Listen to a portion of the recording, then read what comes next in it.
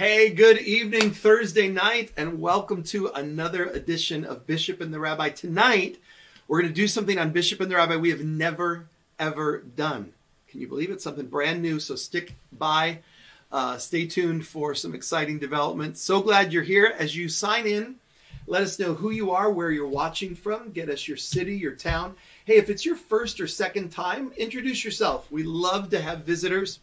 This is the home for Jerusalem-based Christianity.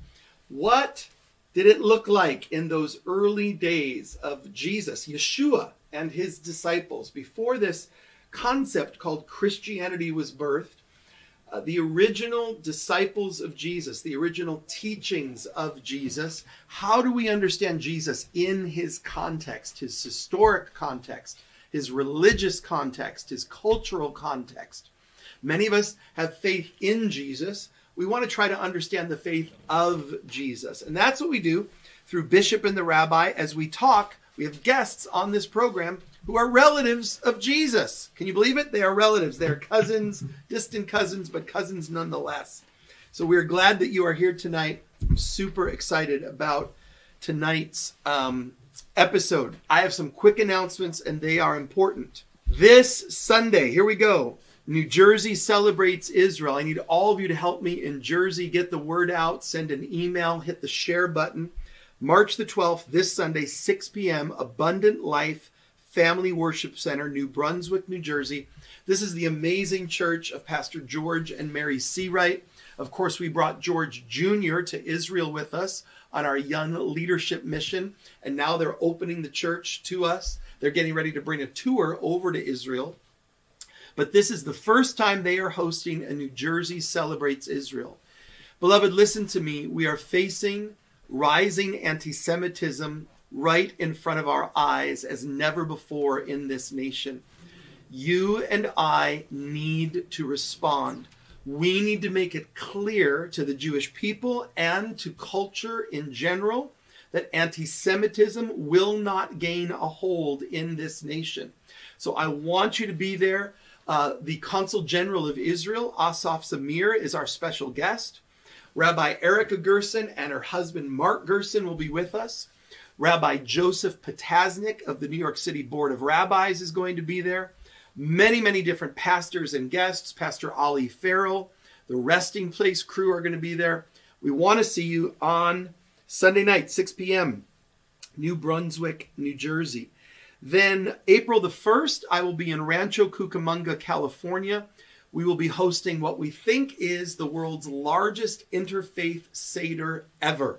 We are close to 1,000 people coming so far to this interfaith Seder at Abundant Living Family Church. Pastor Adam Mesa, another pastor who we brought to Israel. He'd never been there before. He has now taken 6 trips back to Israel from Abundant Living there in Rancho Cucamonga. In fact, they just returned about 3 weeks ago. And Mark and Erica Gerson are going to come out and lead us through the Seder. Now, this is also being live streamed. So you can, if you can't get to Rancho Cucamonga, you can sign up for the live stream and be a part of this Seder.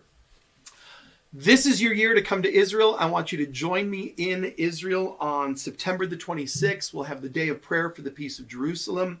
We will have our all of the Watchmen on the Wall events. Now listen to me. They just told me the other day, I cannot believe it, we are almost sold out, which is incredible. This is March. This is March, and we are almost sold out for the September trip. So I need you to get your deposit in quickly. Even if you're not 100% sure that you're coming, get a deposit in. That will save your spot, and because it is filling up very, very quickly. I think that is it. Oh, East Coast Conference, July 14th to the 17th. Don't miss that.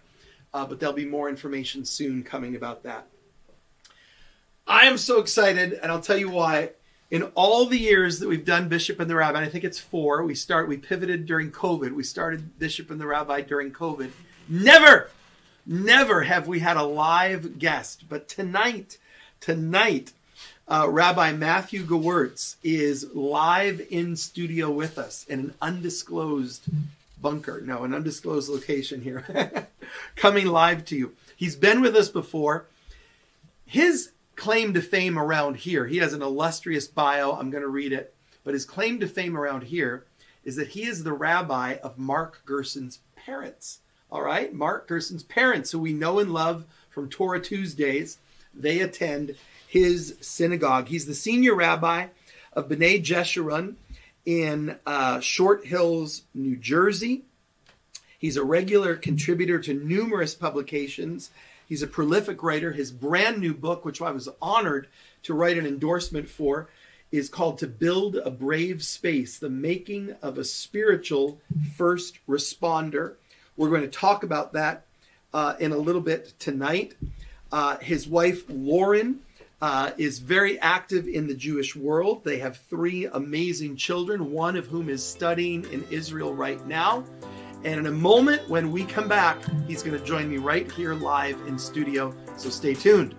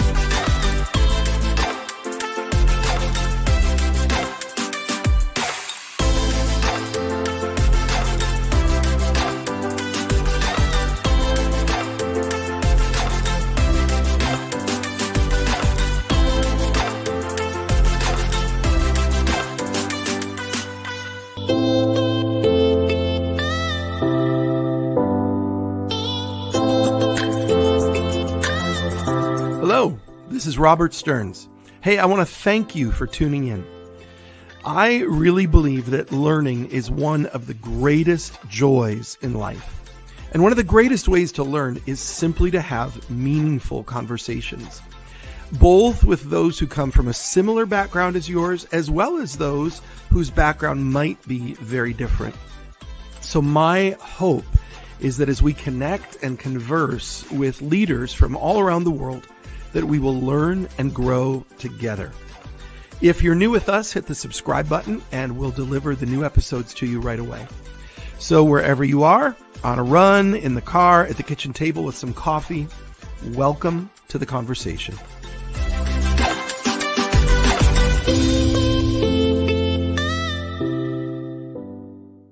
Hey everybody, we're back, and as promised, welcome Rabbi Matthew Gewirtz. I'm so happy to have you. We met the first time because Mark Gerson sent me a video of your Yom Kippur speech. Now, I want to say it was 3 years ago. Yeah, it was 3 years ago. And we were going through so much as a nation.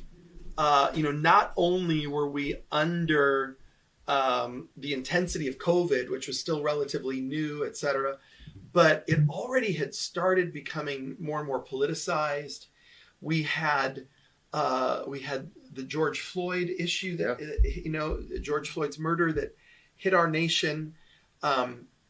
So many things were happening at that moment. And you spoke with such humanity, with such depth and clarity. That Yom Kippur speech that you gave, and Mark sent it to me and said, "You've really got to hear this." He said, "This is my parents' rabbi." And I listened to it and I immediately reached out to Mark and I said, can we have Rabbi Matthew? We got Matthew, we got Mark, I got all kinds of apostles here. All the Jews, right? Exactly. But, and now you're here, you're going to be preaching on Sunday at the Tabernacle. Preach, and I'm so touched that you remember that. I can barely remember the sermon, and you remember it. It really means a lot.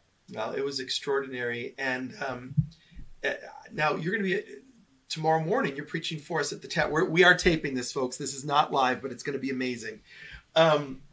And so I said, would you do Bishop and the Rabbi Live? The first ever in-studio guest that we've had. Have you preached at many evangelical churches? This is my first. I've preached at several African-American churches and mosques, but never at an evangelical. Awesome. Well, we're excited. I can't wait. We're going to give you buffalo wings, kosher buffalo wings. Oh, good. I'm in. We're going to find those.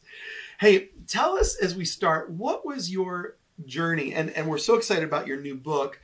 Rabbi's new book, which I had the incredible privilege of writing an endorsement for. It's called To Build a Brave Space, The Making of a Spiritual First Responder.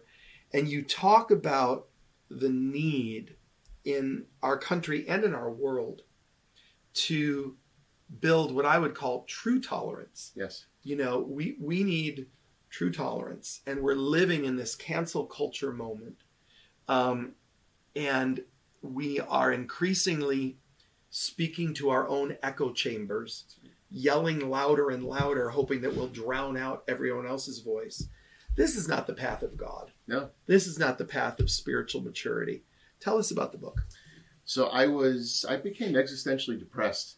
I was watching my congregation split apart, watching the country split apart, and I was in an airport, and I got an article someone sent it to me and said, perhaps you should consider being part of the exhausted majority that's in the radical center. I said, what's that about?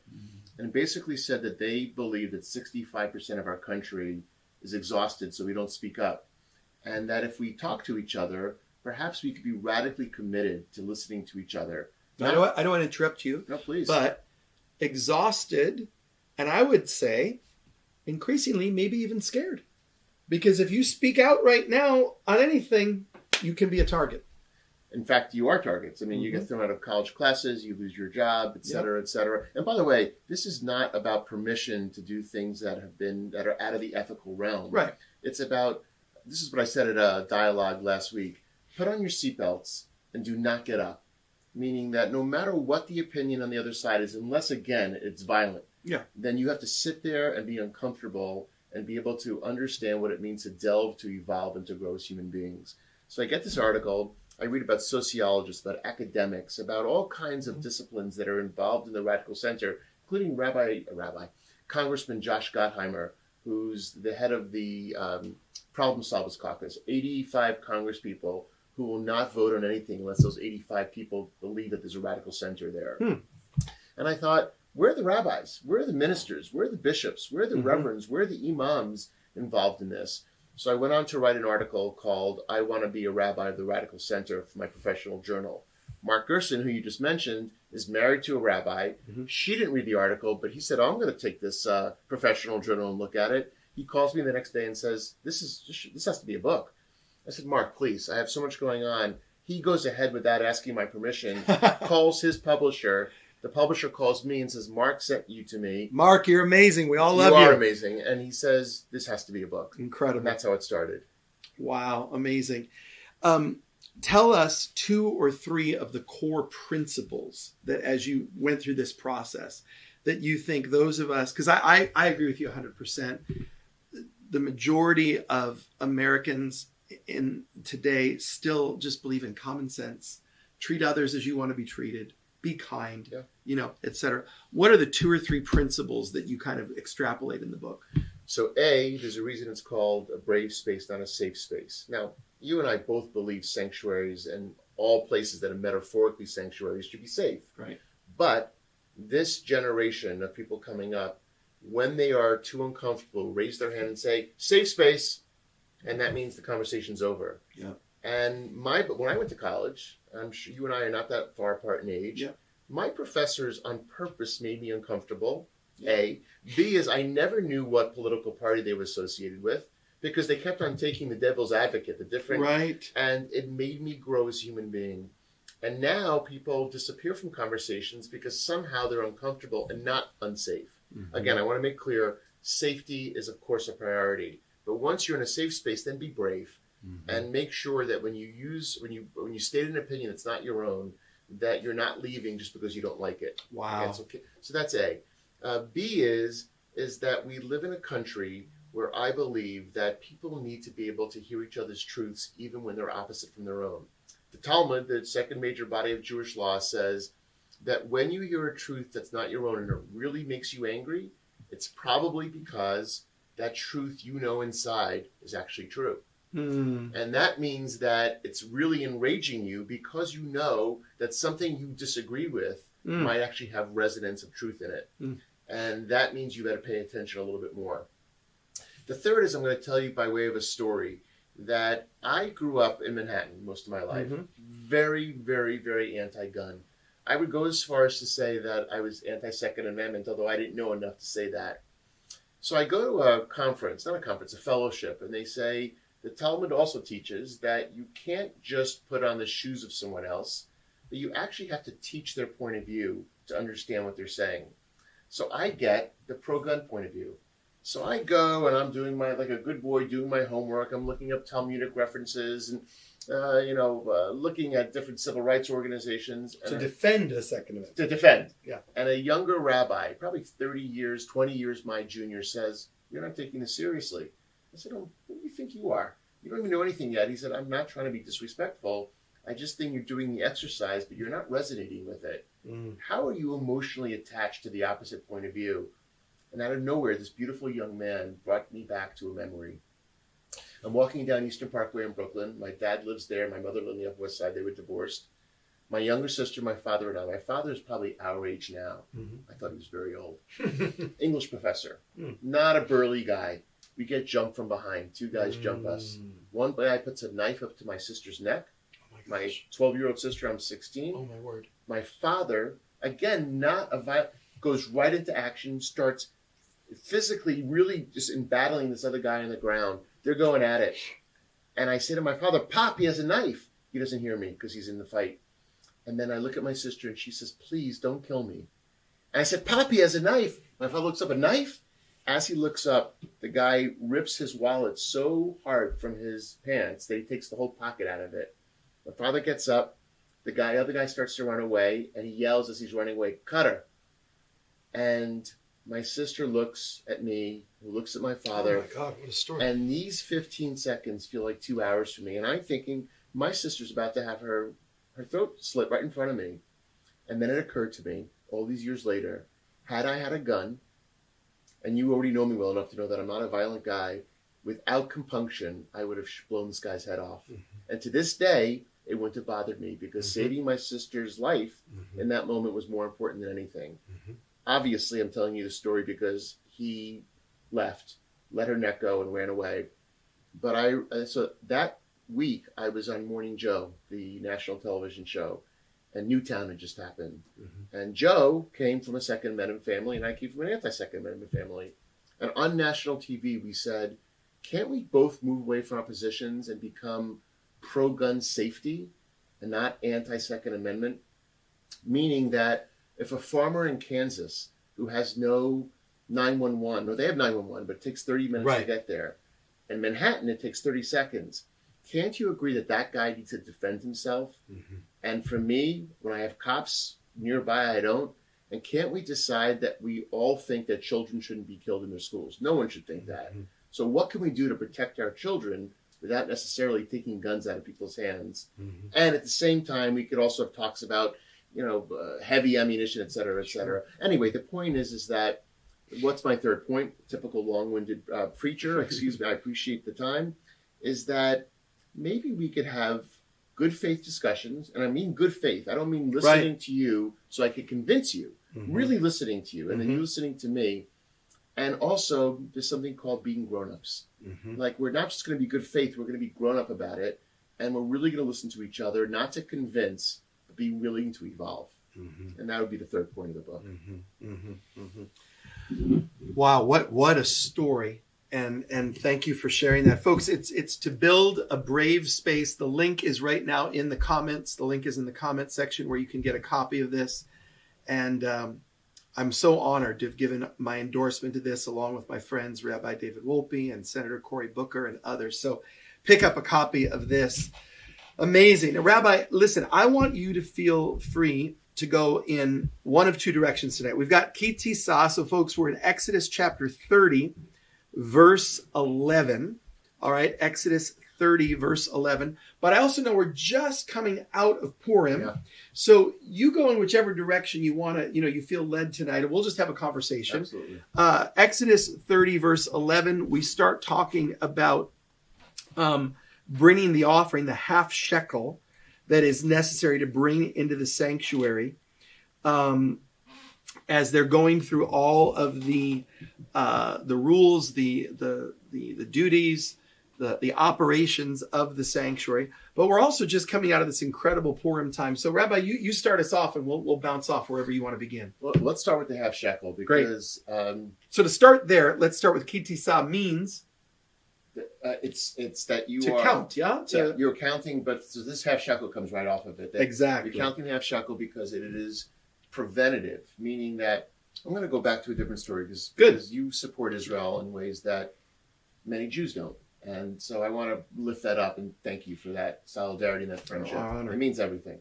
So, certain Israeli soldiers, when they take their oath, after I was going to say spring training, I'm a baseball fan, after basic training, they have to say something that's connected to this Torah portion. Really? And they have to say that I, before it happens, prospectively apologize for what I know I'm going to have to do as a soldier. Wow. I mean, can you think about those ethics? And I'm not trying to say that the IDF does every single thing in ways that we all know that armies end up getting involved in things that are horrible. But because their ethics are such that they want to respect human life in every way, that as part of their oath to get into the army, after basic training, they are going to say, I am sorry for the things I know I'm going to have to do that are abhorrent to human behavior. That comes from here. Why? Because this half shekel is a preventative offering so that 2 chapters later, when the golden calf, the worst sin of the Hebrew Bible happens, already we are beginning to engage in forgiveness. And this half shekel is meant for the sin that's going to happen later. Not because they know they're going to do it, because human beings can't help but to be imperfect. And understanding that, we're already starting the process of forgiveness as a preventative measure. To me, one of the most extraordinary things you could see in the whole Torah, instead of making believe that everything's going to go well, we're going to say we know that as hard as we try, certain things are not going to go well, Mm-hmm. and I want to be in the business of forgiveness before that even happens. Mm-hmm. That's why I love starting here. Let's connect it to Purim for a second. Mm-hmm. So Let me just say, what humility in that, right? Humility. Like what a way to come to life, saying, you know what, I don't have it all together. I'm going to make mistakes, and viewing the world through a lens of humility, which I think is part of this Jewish-Christian dialogue, especially from the Christian side. To have the humility to acknowledge that the Christian faith sprang from a chosen people and a consecrated place. That people are the Jews. That place is the land of Israel. And to begin to say, how do we need to learn? How do we need to grow?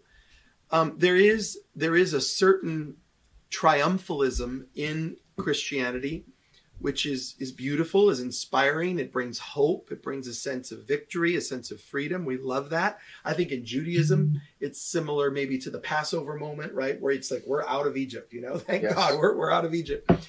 But in the middle of that, to still have that humility to remember, I'm thinking of the words of the prophets, that says, God, your thoughts are higher than my thoughts. Your ways are higher than my ways.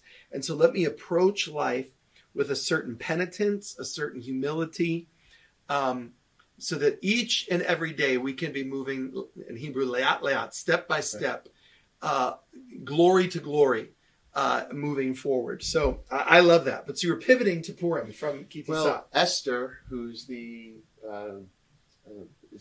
heroine. The heroine, thank you, of the story. Her name means to be hidden. And because she was a hidden Jew. She was the queen of this extraordinary Persian kingdom, and yet she didn't let anyone know who she was. But when the rubber, hit the road, and her, uncle, Mordecai, was being forced by Haman, the villain of the story, to bow down to was nothing more or less than an idol. I mean, he was a human being, but he was acting like an idol, intoxicated with power, corrupt as could be, and wanted everyone to act the way that he did. Sort of worse than forced conversion. It was just, you're going to die unless you do this.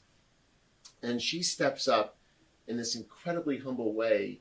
In fact, one could argue that her strength was her vulnerability, and she revealed herself in the middle of utter fear, and the most extraordinary courage came forth, and she said, see me for who I am. And I want you to understand that I am a human being who loves you but is different than you are. And she took off her costume, if you will. She took off her mask, and she said, this is who I am. And the king, who was a pretty silly character, was always drunk all the time and wanted to party all the time. And nothing against having a good time, but he was more involved in that than he was in other. It changed his whole life around. He became a different human being. He became deeper. And this piece of Kitisa, which starts this preventative forgiveness, if you will, she advances that in ways that become so real and so well known in ways that not everyone else does, and she changed the course of the Jewish people. You have to realize that the rabbis of old see Pharaoh to Amalek to Haman to Hitler. They sort of make a straight line of haters. And she said, stop right here. And she stopped that for a little while and helped us survive. What is the secret of Jewish survival? It's people standing up for themselves, but also in a humility that's extraordinary. And it's interesting, 2 chapters later in Kitisa, the golden calf happens. So the problem with humanity is we could be at our highest point in one moment, and we can fall 2 days later or 2 chapters later. And what have you done for me lately? You flip that on its side, and you say, can you get up every day and be as good as you were yesterday? And if you weren't good, can you be better today? How do you cultivate that mindset within yourself?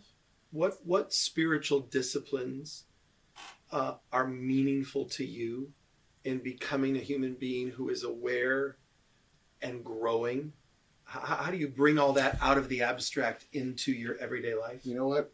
I used to think when I was a much younger rabbi that it was all about the big moments. It happened at the wedding or the bar mitzvah, or God forbid at the funeral, or the bris, the circumcision, because that's when all the limelight happens, or the major sermon on the Jewish New Year, Rosh Hashanah, the day of repentance, Yom Kippur, or I would say in our context, the revival, right? That's like right. For us, we have revival moments, right? So That's right. The big moments, but you know what? Those are glamorous. But the truth is that it's the daily moment that I've come to understand cultivates our souls to be their most important, the deepest, the strongest. What does that mean? And I don't do this every morning because I want to fess up and say that I believe this. I don't always practice it.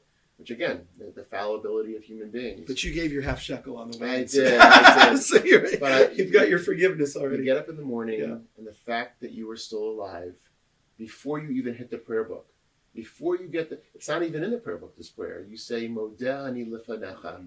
I am thankful to you, dear God, that you breathed my soul back into me, that I'm alive, that my knees hurt, that my back's a little stiff, whatever it is, means you can feel.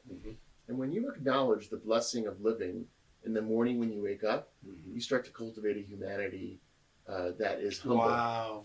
And I had a very dear friend who unfortunately died at 68. Again, given that I'm only 10 years from that age myself, it's close. And he had horrible cancer. And I called him, one of my most important mentors of life. His name is Rabbi Alan Kay. I should give him kavod. I should give him respect. So I called him on a day like this. It was a little February. And he said, Matthew, how are you? I used to call him every day to see how he was doing. And I said, Alan, it was like 5 degrees out. It is so cold. My fingers are bone chilling. And he said, I know, it is so cold. I could feel the cold down to the bottom of my very bone. Isn't it just extraordinary? And I said, Alan, yes, it is extraordinary. Only a man who knew he would never see another winter could see the bare cold, as bad, as beautiful as it was. All I could see was how horrible it was. All I could see was, at least I have the sensation of feeling cold. That cultivates humanity. That's sanctifying of the moment. Correct. That's sanctifying of the moment. And that is, I'm telling you, that's something that we've learned. Mark tells us, Mark Gerson tells us that Judaism is a religion of remembrance. Correct. It's a religion of reminders, reminding us of the presence of God all around us, all within us, every day, wherever we look. We call things holy. We name things as holy when we pause and have that moment. And Abraham Joshua Heschel, who's a great theologian, you should buy my book, of course, but Abraham Joshua Heschel is much greater than either of these authors here. Heschel said... His book on Shabbat is correct. the book. And in that book, it's called The Sabbath, that you sanctify time, not space. That's what you just said. You just quoted him without knowing it, that you sanctify every moment. It's not, we're from a hidden location. You don't know where we are. But what we're doing here makes this a sanctuary because of the conversation, not because of the space that it's in. And that changes everything in life. So let's pivot for a moment. Yeah. We're talking about Esther. We're talking about coming out of Purim. And you talked about the line, Pharaoh, Amalek, Haman, Hitler. Coming out of Hitler, of course, the Jewish people come home. Israel is reborn. Thriving today. What does the land of Israel mean to you? Wow. You want to do 3 more episodes of this? I mean, you're an American. You're born in, other than being born in Dallas, I think being born in Brooklyn is like that. You are a quintessential American. But you're a Jew, and Israel speaks to you in a way. Help us get a glimpse into that. I mean, part of it was just, when I was born and who my parents were, and I say that as an important part of it because my parents were. I don't think it's an understatement to say they were left-wing activists. They were fiercely anti-Vietnam. They were fiercely anti-Nixon. They put me in front of the television as a kid to watch Nixon announce his resignation because they thought it was such a watershed moment. And despite all of that, or I shouldn't say despite, that's our language of today. With all of that, they were so unbelievably Zionist. Mm-hmm. And my mother used to say, "You'll never ever fight in Vietnam, but you're gonna fight in Eretz Yisrael." I'm like 60. I'm like, I don't want to fight anywhere. What are you talking about? I love it. So that's who we were as Jews. That it didn't matter if you were Democrat, Republican, or Independent. You fought and cared about this homeland. Which, was America's Correct. position on Israel historically. Correct. And we've, thank God, it still is in the great majority. Yes, it is. We are seeing slight phrase in that, but the great majority. But this was the miracle of Israel, that you could be left wing, right wing in America, but you understood the beauty, the story, the necessity of the land of Israel.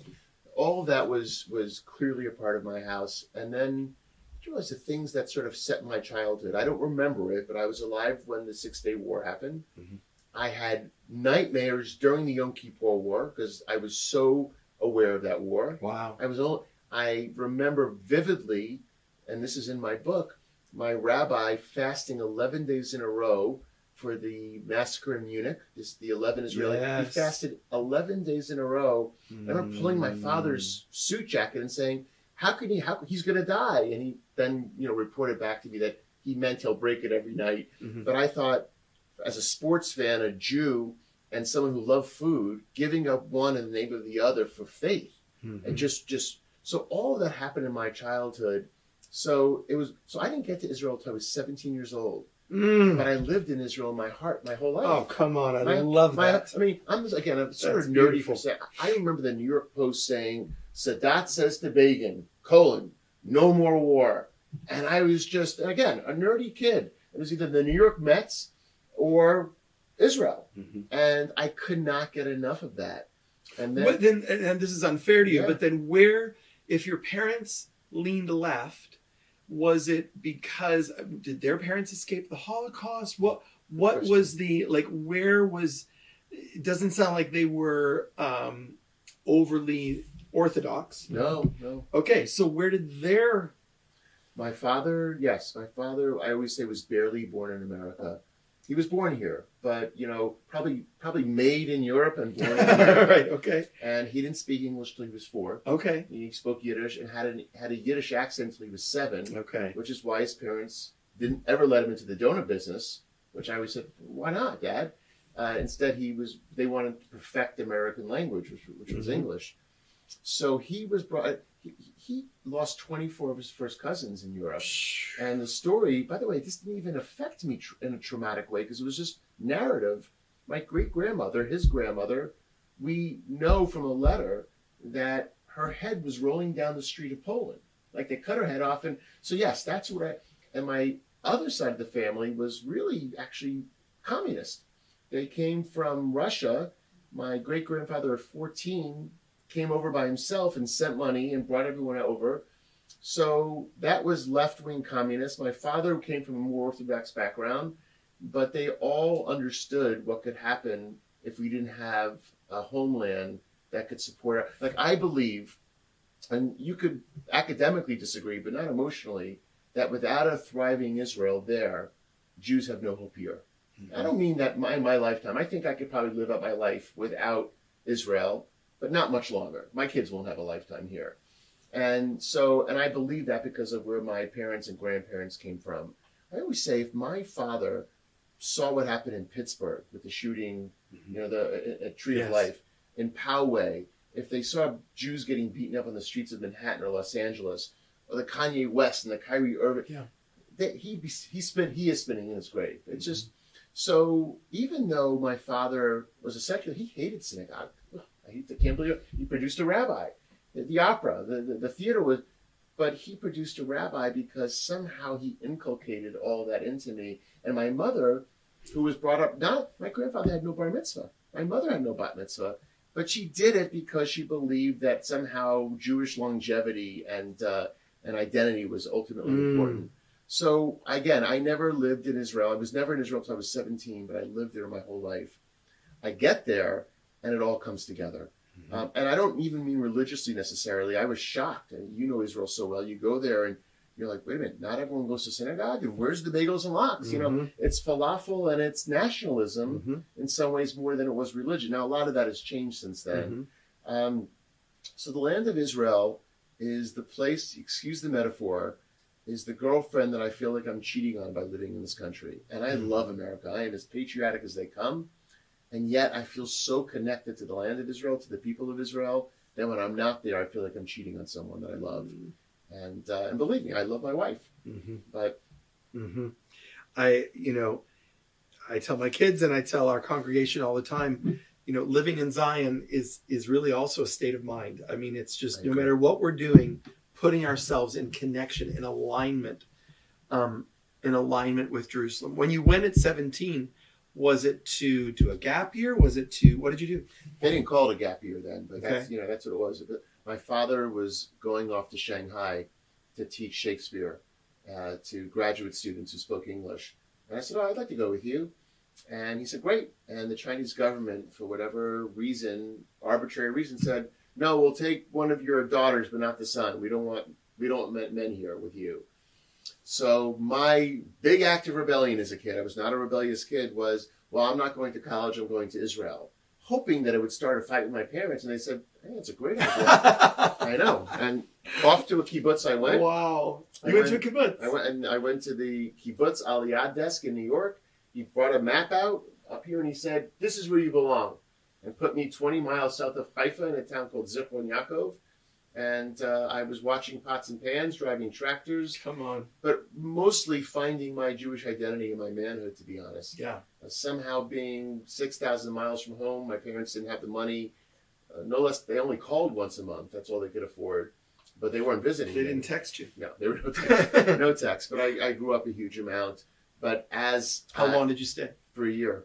My mother said, you're not allowed to come home before 6 months, and you can't stay longer than 12. And I said, what are you talking about? She knew I'd be miserable for the first month because I was on a farm. I was on a commune, and I was miserable, and I wanted to come home. And then at 11 months, I called her and said, I'm making Aliyah. I'm joining the army. And she said, no, you said 12 months. Right. And huge fight. But I listened to her and I came home. And I've been in this struggle ever since then. Amazing. So I do what you do. I go as much as I can, leading as many trips as I can. And he was just there, and our groups crossed like this, right? At Yad Vashem. Yes. Yeah, I loved it. We were there together. Not together, but there in spirit. Yes. What does it mean to you?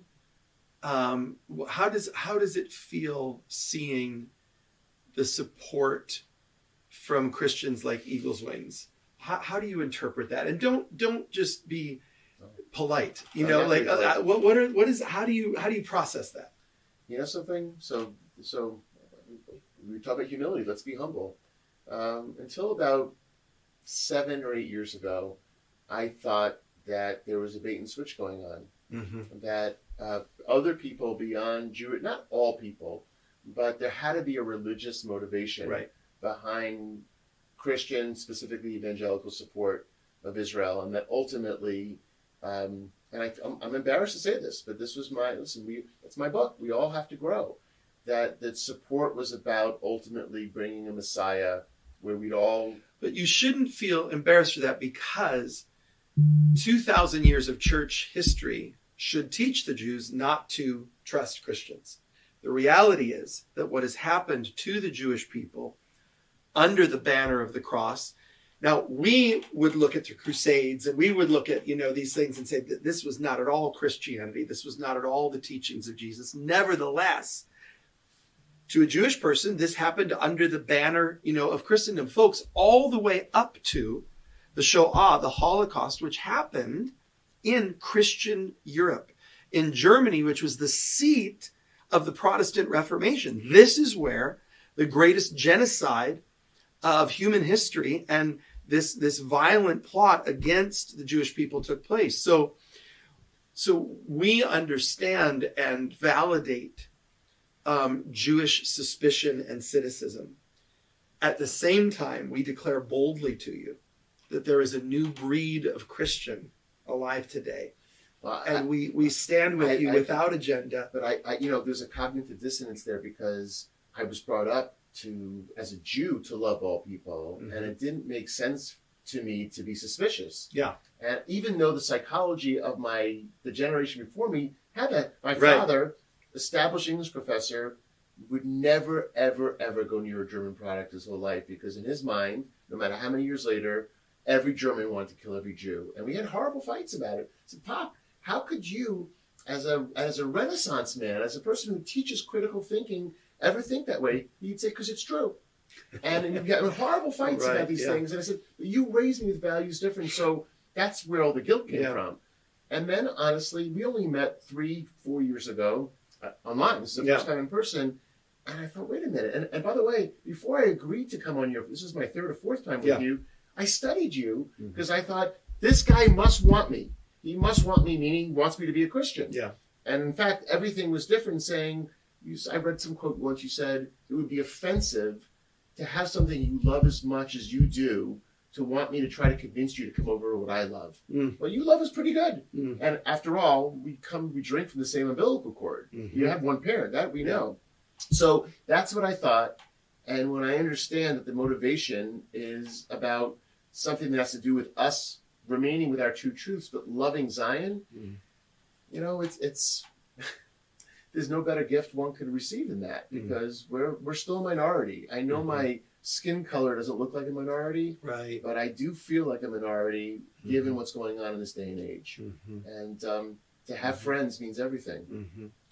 And increasingly, the minority is people of sincere faith, right? You know, because we're living against the backdrop of, Lord knows where AI is going to take us. Lord knows where some of this kind of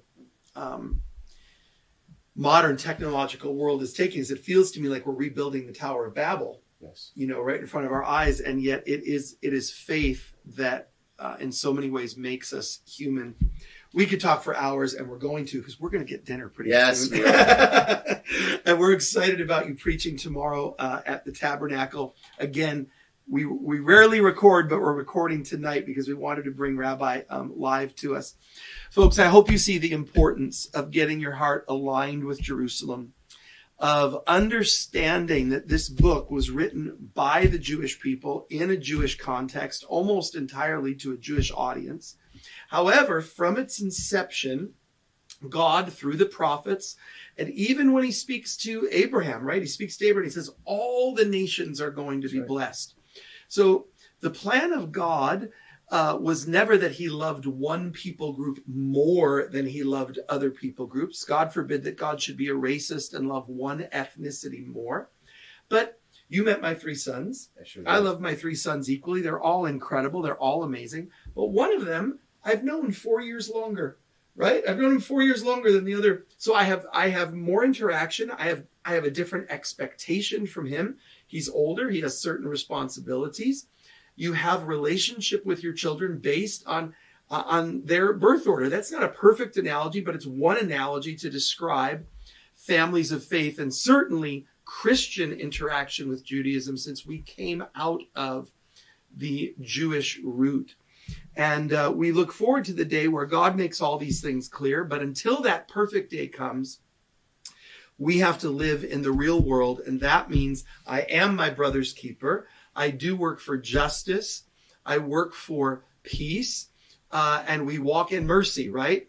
And so we are each of us called to live in that example of Queen Esther, who lived in bravery. She was hidden, but that time came. I love what you said. She took that mask off. She said, I need to be true in this moment because my truth is going to bring deliverance to my people. And so it's important, folks, that you connect. I hope that you'll be there Sunday at New Jersey Celebrates Israel. I hope you'll join me in Jerusalem, September the 26th this year. I hope you're partnering. If you've not yet made a donation this month, go to eagleswings.org/donate. Make a gift. We only can do what we do because you, our partners, strengthen our hands and keep us going all around the world in this work. Right this week, we've got 2 groups in Israel. I got a phone call today from one of our pastors in Jerusalem, and we're continuing to send groups to Israel left and right because it matters. Rabbi, I want to give you the last word. Take a moment or two and kind of wrap this up for us tonight as you give some closing thoughts. I want to say the main feature we didn't even talk about, which is the building of the golden calf, that I always actually, believe it or not, even though I think mob mentality is dangerous and it spreads easily and with falsehoods, that I don't know if I wouldn't have been one of those people who would have wanted to build a golden calf, because fear is really, really a serious and significant aspect of our lives. It's a motivator. It's a motivator. It just doesn't last long. Yep. So I feel like there are two things we could do with fear. We could live with it, or we could live in it. What does it mean to be in something? When you were a kid and they said, Robert, get up here, you're in trouble.